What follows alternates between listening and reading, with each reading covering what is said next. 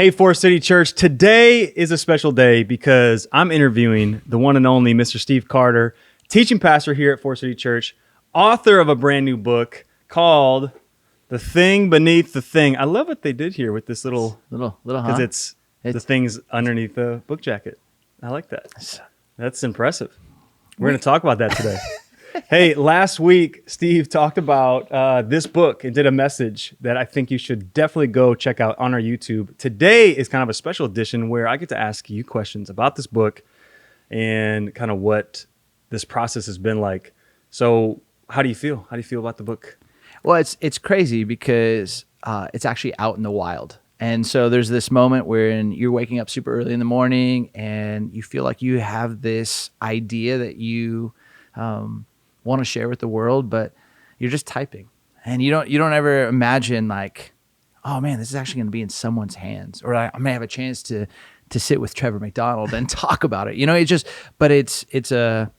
was a labor of love. It was something I feel like we got to birth into this world, and I'm excited for people to dive in and hopefully learn more about Christ, learn more about themselves, and learn more about how to live a healthier and more whole kind of life. Yeah. Let me ask you this. What was like, and you kind of alluded to it, but what was the process like? And when did it start? When did you feel like it was completed? You were proud of the work, but what was that process in between? Yeah, typically for me, an idea comes and I have to almost like live with the idea and kind of marinate on it and just sit with it. So the phrase, the thing beneath the thing, came from a conversation with my mentor, 13 years ago. And I just loved it. And it was some kind of conversation. My wife and I would just go back and forth like, hey, what's underneath that? What's the thing beneath the thing? And so we would use this phrase. And then I was working on a teach, and it just felt like, oh, this is what this story's about. And then I started flipping through different stories, or I'd see stuff on the news and I'm like, why did Britney Spears walk into a hair salon and shave her head?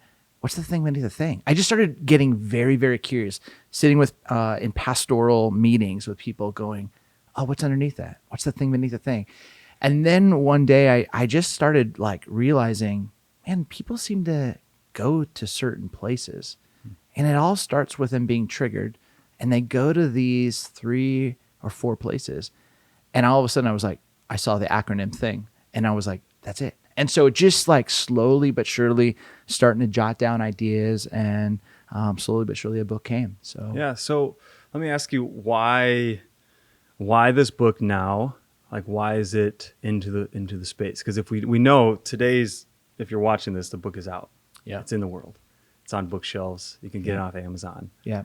So why now? Why is this book so prevalent to today? Well, it's interesting because when you go through the process of, you have an agent like works, with putting together a book proposal. So I signed a 2-book deal, and, I signed these deals in 2019.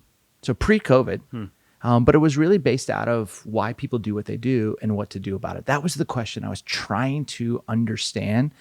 And then I think even in COVID, like, I'm writing and I submit the manuscript, and then it's about 9 months to a year until it actually is in its, book form.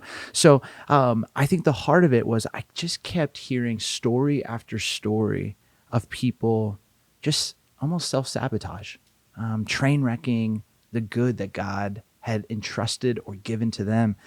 And I don't think anybody wakes up and goes, that's what I want to do, And so, but why does it keep happening? And that verse from Paul, I talked about it last week from Romans 7:15. It's like, why do I do the things I do?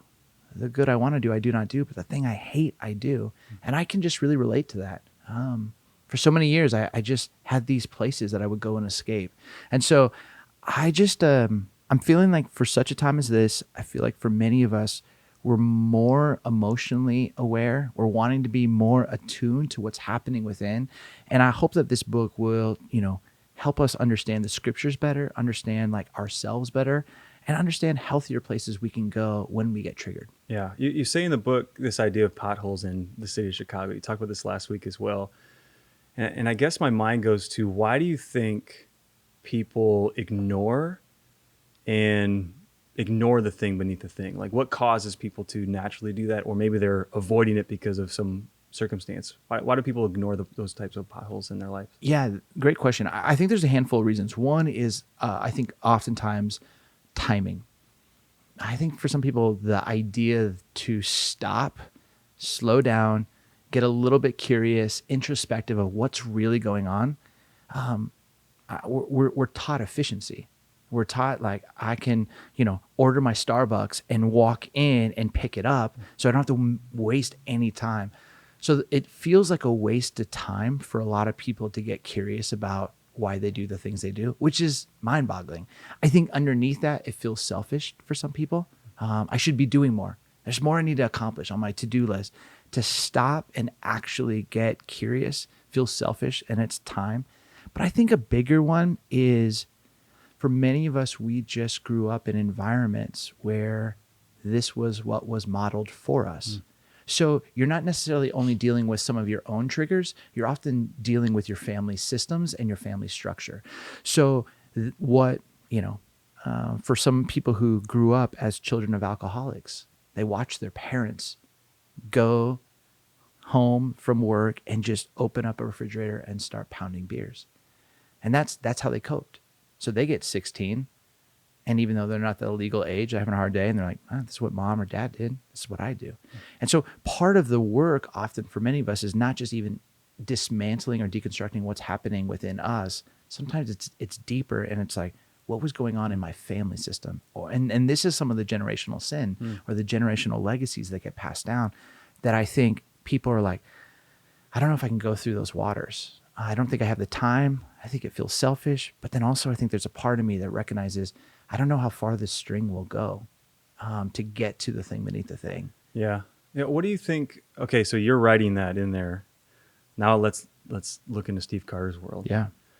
For you, were there layers you're like, oh, I don't want that part pressed? Like you're talking about this in the book, this idea of potholes. Yeah. And this idea of there's a thing beneath the thing that could wipe you out, sabotage you, destroy you, whatever. But then let's get really personal for you. What is it you're like, oh shoot, that's still there? Or this is some stuff I'm looking at on a consistent basis. Like what would be the thing that you were, as you're writing this, came to the surface for you? Yeah, no, I think for me, a lot of my coping mechanisms were pretty socially acceptable, and I write about this, how my wife wanted to do a cleanse.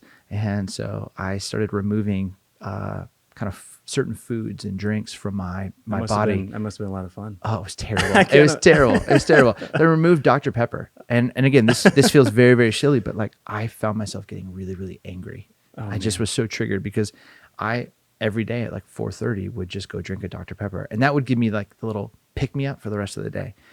But I think the more that I have really, done intensive like counseling work and work with spiritual directors and mentors, therapists, I have codependency like running through my veins. I think that there, even in what I do to try and do work for good, I think there's at times where I have blown past my own self to make sure and to ensure that someone would be okay. And so I think that started to come to the surface. I don't do well at letting people down. I don't do well when I'm surprised. I don't do well when people are mad at me. And so sometimes I can find myself being triggered in those moments that I, get anxious, and in my anxiety, have to go choose something. And I get the hideouts. For much of my life, it was, around overworking. Still sometimes is. Food. Often it was like buying stuff. I would just go and like, just like feel better. And, there have been moments of other like unhealthy patterns that I felt like I chose. And, you sit there and you go, this might give me a moment of peace, but it doesn't make me a person of peace.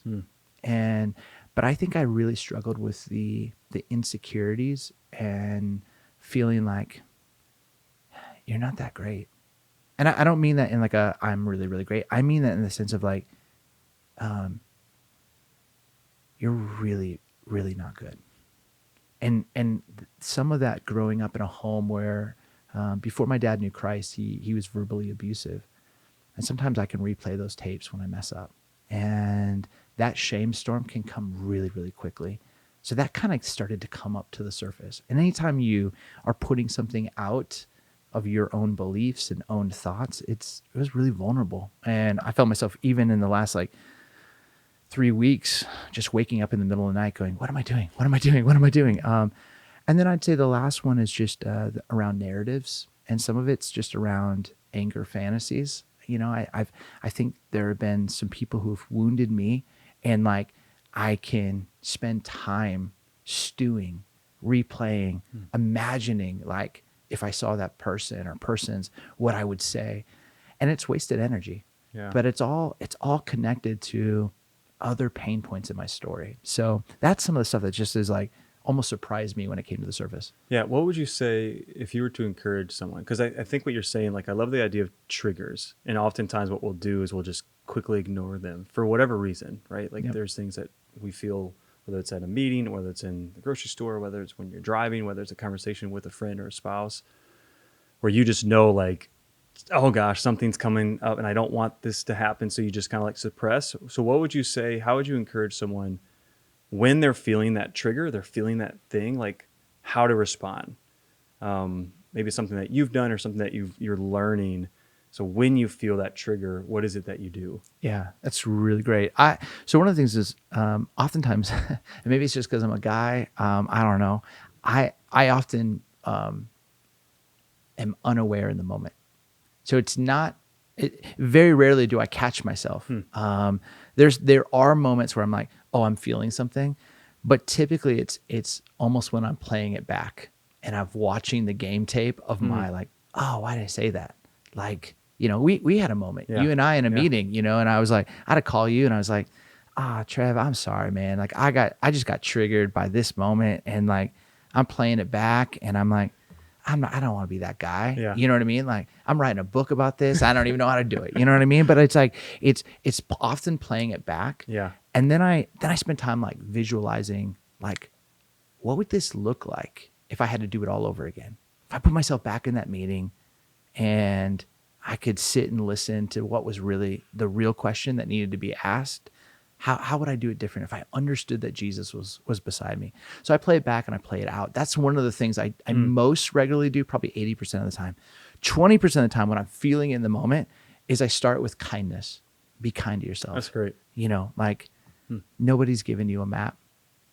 Often this is because of something that was said to you, done unto you, something that God never wanted for you. So just be kind. And if you were really, really kind to yourself in this moment, how would you best respond? Would it be with curiosity?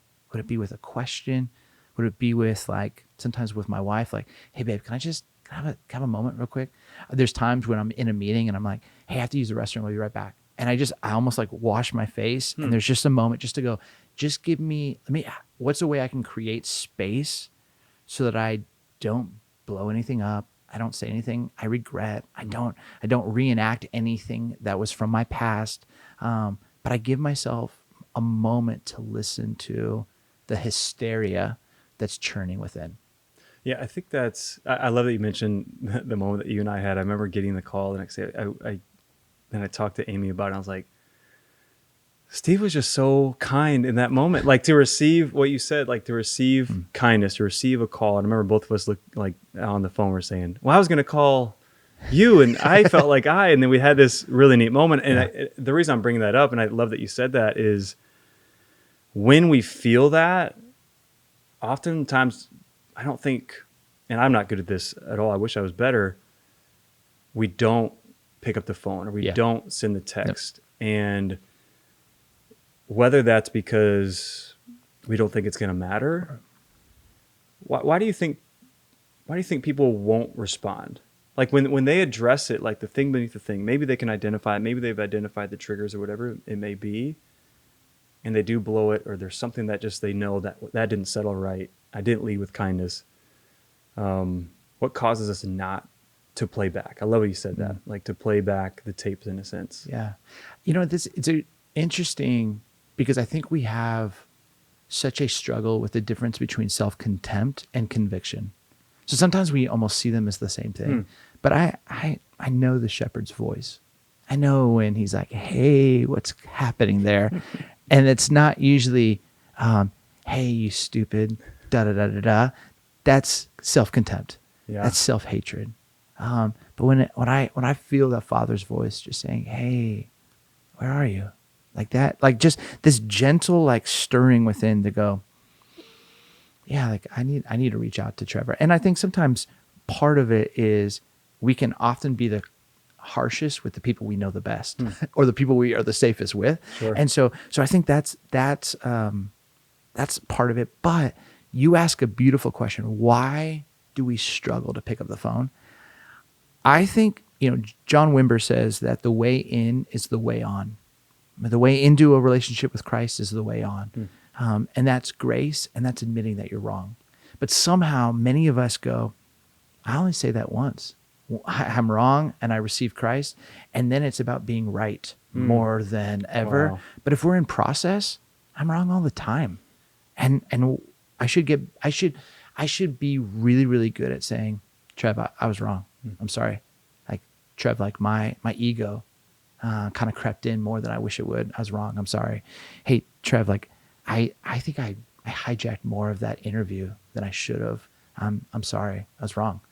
But we don't know how to say those words. Yeah. I'd be curious. I mean, you've been a pastor for so many years. I mean, I'm sure you've probably sensed and wrestled with that same question. Why do you think? Yeah, no, I think it's such a great question and something to think about, where I wonder if it's how do you make it more of a habit? Yeah.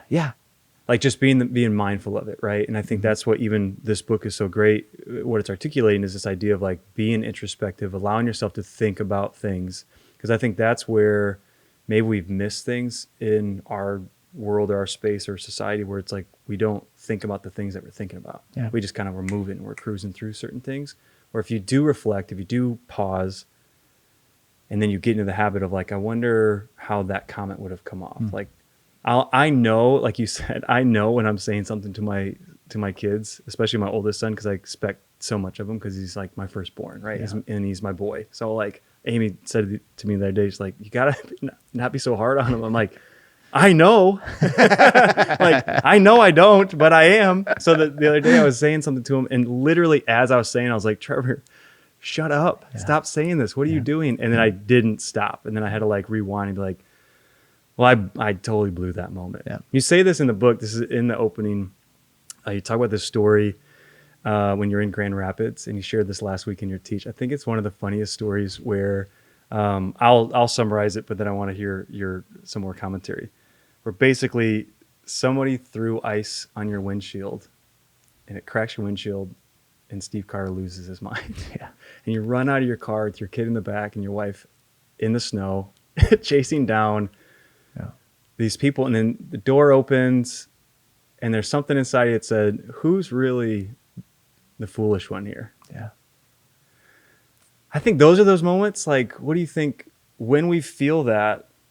How can we take a deep breath and pause? Like, I just got an Apple Watch, so there's moments where it like tells me to breathe. Yeah. And I'll ignore it because it's like you have to breathe every, I don't know, so often, whatever it says, like breathe for a minute, and then it buzzes and it tells you to breathe in and then breathe out. Yeah. So I wonder, when you're feeling those moments where you're going through a hard season, you talk about this even in the book too, where there's seasons of pain, there's seasons of heartache. How do you get away? How do you actually respond to that voice that is whispering to you? What is it that you do? Yeah.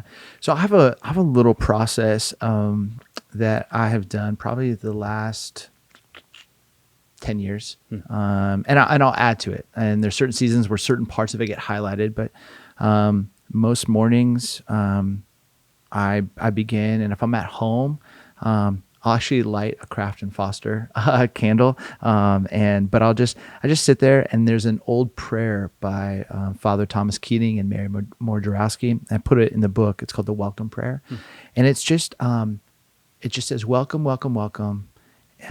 I welcome everything that comes my way today for I know it's for my healing. And then it goes through what I will choose to let go of and how I will open myself up to God's love. So I start most days with that. And then I usually in my journal will then kind of take that first question that God asks the man and the woman, where are you? And I just go, where am I? And I don't share it with anybody. I just free write, usually a couple pages. Sometimes I do it when I'm just walking and I just kind of talk out loud. And I just honestly, like, I'm feeling frustrated. I'm feeling scared. I'm feeling a little bit anxious today. And then I go through a few different biblical environments. So like Egypt was a place of oppression. And I say in the last 24 hours, where did I just feel tempted or oppressed? And I just write about that.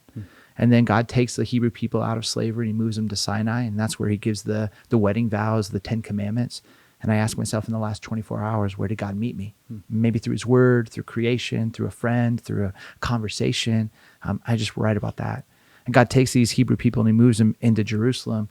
And they become kind of these former slaves, the most powerful nation of that time. And it's a little bit like Spider-Man theology, but in the last 24 hours, where was I responsible and irresponsible with the unique gifts and talents that God has given to me? I write about that. And that's biblical story is that the Hebrew people weren't responsible. And so they found themselves in, Bob Marley exile, by the rivers of Babylon. We cried as we remembered Zion straight from Psalms. And I start to look ahead to my next day. Or to the coming day, in the next 24 hours. What's my next best right step? So that was the day when I called you. What was the next best right step? You got to call Trev. That's great. You say you're sorry. And then in the middle, I usually draw a cross and I put a circle because the ground is level at the foot of the cross. And if the command is for me to carry this cross well today, what else am I holding on to that's getting in the way of me really carrying this? And sometimes it's fear. Sometimes it's my bitterness. Sometimes I'm scared. But I just usually write a word. And then I flip over the page or I think about the passage in Galatians where the Spirit of the Lord is, there's freedom. And I just go, usually like some mantra, some vision, from like Dallas Willard's Vision Intention means like, what's the thing that's moving, like the anthem for the day. And so kind of the one that we've been saying a lot around here, life anchored in Jesus is one that has nothing to prove, nothing to lose, and nothing to hide. That has been mine for the last 6 months. And so I've just been like living into that phrase. And then one of the things that I've just added from a pastor that I really respect, Tyler Burns, but I just have a kind of a list that I say I am and I am not. I'm Steve Carter. I am a husband to Sarah. I'm a child of God. I'm a father to Emerson and Mercy. I'm good. I'm not. And I almost like shed all of the weights and the responsibilities and the premeditated resentments and expectations that I sometimes feel, or sometimes I put upon myself. And I'm like, I'm not this. This is who I am. So let's be this guy. That's great. So that's kind of the process that I do each morning, No, whether I'm hiking, whether I'm on an airport, whether I'm in my office. That's awesome. I want to ask 2 more questions. One, you mentioned the redwoods in here, and we're talking about this idea, and we're talking about this introspection. We're talking about what your process is and what you're doing. But when you're talking about the redwoods, you're talking about those who are around you. So this idea of the thing beneath the thing, how important is it to have people in your life, around your life, connected to your life? Yeah, it's mission critical. I mean, I think you are what you read, you are what you eat, and you are who you hang out with. Rob Lowe, the actor, he wrote a book and he has this amazing, it's how the book starts. And he says, Alfred Hitchcock said that 90% of best picture is based on the casting, the character development, on who these characters are. And he said, if you choose a cast that's filled with, and he goes through all of these beautiful descriptives, you'll give yourself the best chance to win a Best Picture award. But if you choose characters that are vanilla and safe and boring and jealous and toxic, you'll find yourself, find your movie and your life going straight to DVD. And I just thought that was such a great line. And I go, I'm better for the women and men that God's put in my life. And I truly believe if we make it, I make it. And if I can be honest and human, people can see me not just as a guy on stage, but they can see the same guy that's on stage as the same guy off stage, broken and beautiful, just in need of an anchor in Christ, that shows up and can say he's wrong and say he needs help and is chasing after Jesus alongside other people. I think that's the iron sharpening iron. That's why I love being around guys like you and Eric and, Sharman, Carrington, and, Aria and the team that we have here, Corbin. It's just, it's a team that makes me better. And I'm grateful for that. And it makes me a better man, better husband, and a better father.